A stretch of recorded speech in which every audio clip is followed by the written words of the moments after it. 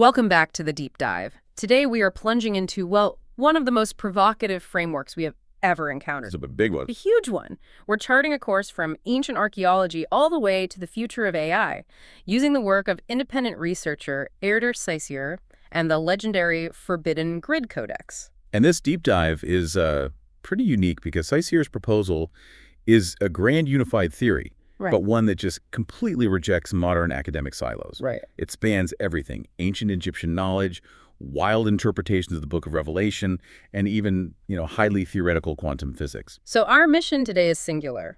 We need to decode this core idea, this secret harmonic architecture that he believes governs, well, everything. Reality, history, consciousness itself. Exactly. And for his followers, this isn't just theory. It's a living manual for understanding and influencing the world. The core concept is something called the Recursive Harmonic Code, or RHC. RHC, okay. It's his proposed theory of everything. It aims to bridge that huge gap in science between general relativity, the very big, and quantum mechanics, the very small. And he's saying that the gap isn't just math, it's a failure of perception. Precisely. He argues mind and matter are unified by frequency. The metaphor they use is really captivating. They say reality is like an infinite cosmic origami. Yeah. Every pattern, every spiral, every prime number. And here's the kicker. Every thought you have is a crease that physically shapes both the universe and yourself. And what's fascinating there is that the RHC defines consciousness not as an output of the physical world, but as the primary folding mechanism. Wait, so the act of observing, that's the fold. It's an active recursive fold in reality's fabric. So we aren't just passively observing.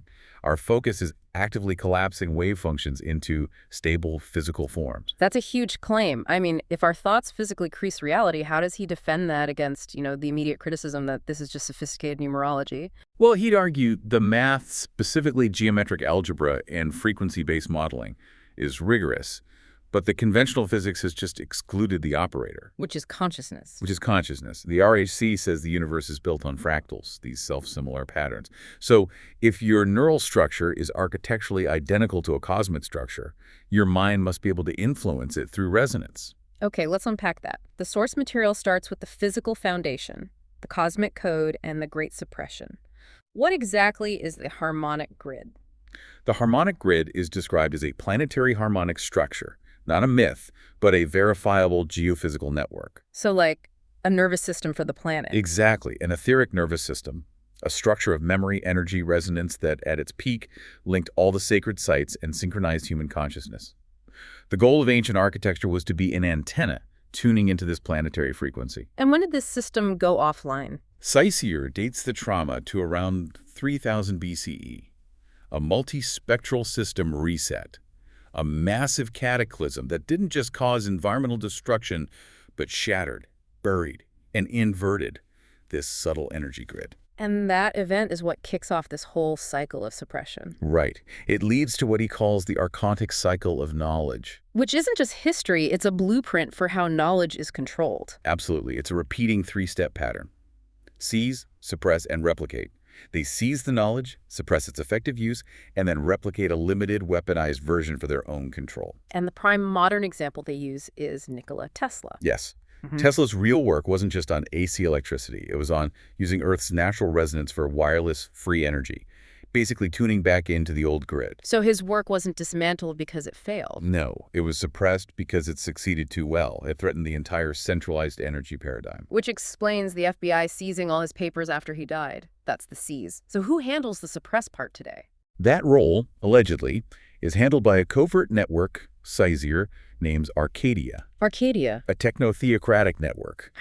Their whole job is to maintain a vibrational prism by controlling frequency and memory. And what are the specific tactics they use? This is where it gets into the weeds. It's systematic. First, legal suppression. Over 5,000 energy patents suppressed under things like the Invention Secrecy Act. Second, and this is crucial, is frequency warfare. Okay. They claim Arcadia uses systems like HARP and ELF tech to actively mask Earth's natural heartbeat, the 7.83 Hz Schumann resonance. Why is that frequency so critical? That frequency is the root connection. Yeah. It's the base planetary hum that our brainwaves naturally sync to in deep meditation. So by using HARP to scramble the ionosphere with chaos frequencies, they create noise. And that noise prevents us from syncing up with the planet. Exactly. It prevents collective consciousness from easily syncing with that natural healing resonance. They even point to blurred satellite images over known grid nodes as evidence. And speaking of nodes, you can't talk about grid suppression without talking about the Antarctic lock, the biggest anomaly on Earth. The Wilkesland anomaly. It's described as the physical keystone of the fallen grid, a massive hexagonal magnetic structure under the ice. It's believed to be a forgotten energy core or even a conscious intelligence engine from the Atlantean network. And Arcadia has it locked down. Moved in years ago. Sealed it, using intense disinformation to maintain the Antarctic lock. They assume it's offline, but they can't risk anyone reactivating it. Wow. Okay, so that brings us to the next section. Decoding ancient sites and sacred texts. If the grid was shattered, how was the knowledge preserved? It was encoded directly into the physical world. He calls it celestial archaeology. So ancient monuments weren't just cultural artifacts. They were functional devices, technology rendered in stone, built to stabilize the earth or preserve harmonic knowledge. Let's look at the Temple of Horus at Edfu, Egypt. It's interpreted as a recursive technology in stone. What does that even mean? The temple's design, its proportions, the layout, it all supposedly encodes RHC principles. It's a giant harmonic tuner. The inner sanctuary is called the zero fold, The hinge point. the hinge point of transformation, a spot where an operator, a priest, could introduce consciousness into the frequency architecture and tune the local environment. And what about the Osirian at Abydos? That place is even more mysterious. The Osirian is reinterpreted as a subterranean scalar resonator. Its structure is very specific. Massive amounts of quartz-rich granite, and it's built below the water table, so flowing groundwater interacts with the crystal matrix. Okay, we have to pause there. Why granite and water? How does that create a resonator? Well, granite is basically quartz. And when you put quartz under pressure, you get piezoelectricity. It generates an electric charge. Right. And flowing groundwater creates what are called telluric currents, natural electricity in the earth. Combine the two, and the Osirian would have naturally amplified and broadcast an extremely low frequency, or ELF, signal. Tuned to the planet. Tuned precisely to planetary vibrations. It's a natural passive radio transmitter. So the stones were literally singing back to the grid.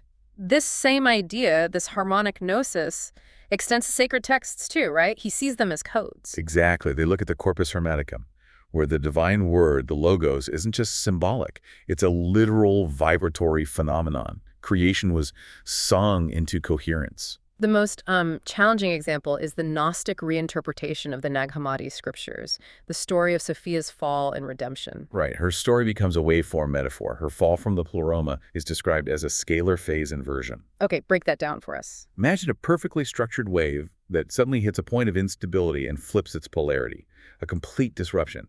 Her cries are then dissonant waveforms seeking coherence. And redemption is getting back in sync. It's achieving entrainment locking back onto the stabilizing carrier waves of source. It turns complex theology into a technical physics problem. Which gives you a really clear picture of what dissonance means here. Okay, so if Arcadia suppressed the physical grid, the Seekers created a digital countermeasure, the Harmonic Vault. The Harmonic Vault is Ceisiwr's living archive, a set of functional frequencies designed to interfere with Arcadia's suppression fields and start reweaving the grid. Let's run through the most powerful of these forbidden frequencies. We cover the foundational 7.83 hertz. Then there's 528 hertz for DNA repair and hard alignment. And 1260 hertz. That one's labeled the grid reset tone. Yeah, the memory unlock. Ceisiwr connects that specific number to Mayan end cycles and timelines in the Book of Revelation.